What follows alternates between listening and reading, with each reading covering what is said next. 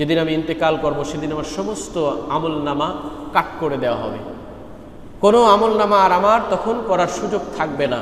কিন্তু আল্লাহ রসুল সাল্লাল্লাহু আলাইহি ওয়াসাল্লাম বলেছেন, যদি কোনো ভালো কাজ করে যাই, যদি কোনো সৎকায় জারিয়ামূলক কোনো কর্মকাণ্ড আমি রেখে যাই, তাহলে কবরে বসে বসেও আমি সেই আমলনামা পেতে থাকব।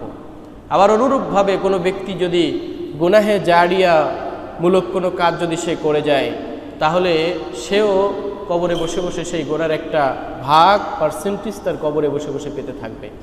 আল্লাহ রসুল সাল্লাল্লাহু আলাইহি ওয়াসাল্লাম বলেছেন, ইযা মাতাল ইনসান ইনকাতা আনহু আমালুহু।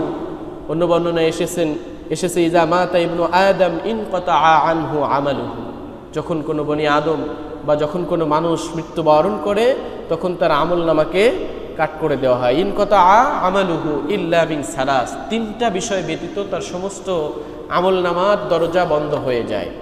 এক নম্বরে হচ্ছেন সাদাকাতিন জারিয়াতিন, যদি কোনো সদকায়ে জারিয়ামূলক কোনো কাজ করে যায়। রাস্তার পাশে একটা টিউবওয়েল পুঁতে দিল, আসা যাওয়া মানুষ, মুসাফির মানুষ সেখান থেকে পানি পান করে, এটা সদকায়ে জারিয়ামূলক কাজ।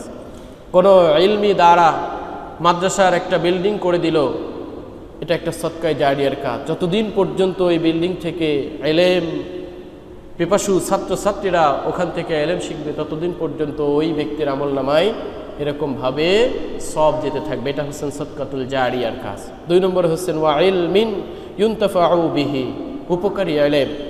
যেই ব্যক্তি নিজে এলেম শিখেছে এবং অন্যকে সেই এলেম শিখিয়েছে, উপকারী এলেম, ভালো কথা, ভালো কাজ, উপকারী এলেম, কোরআন হাদিসের জ্ঞান যে নিজে শিখেছে এবং অন্যকে সে শিক্ষা দিয়েছে, এটা একটা সদকাতুল জারিয়াতুল কাজ। আর একটা হচ্ছেন ওয়া ওয়ালাদিন সালিহিন ইয়াদউ লাহু, নেককার সন্তান।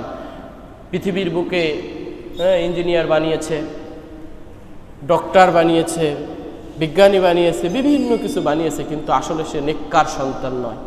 ওয়ালাদুন সালিহুন, সন্তান নয় যে পিতা মারা গেলে সামনে দাঁড়িয়ে জানাজা পড়াইতে পারে, এরকম সন্তান সে গড়ে যেতে পারেনি। তাহলে এই ধরনের সন্তান নাই। সে যদি আল্লাহর কাছে দোয়া করে, অবশ্যই দোয়া কবুল হতে পারে।